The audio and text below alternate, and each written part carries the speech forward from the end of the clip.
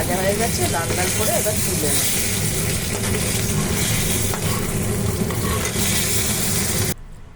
এবার একটা তেজপাতা দিয়ে দেবো, কালো জিরে দিয়ে দেবো, দুটো কাঁচা লঙ্কা দিয়ে দেবো। এবার মশলাগুলো সব দিয়ে দেবো,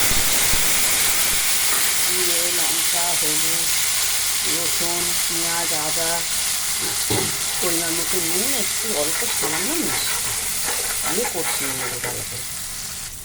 এবার ভালো করে মশলা কষানো হয়ে গেছে, এবার জল দিয়ে দেবো পরিমাণ মতো। জল দিয়ে দিলাম।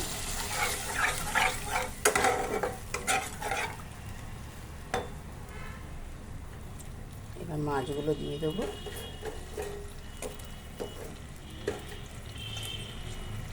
দিয়ে একটু ঢেকে দেবো।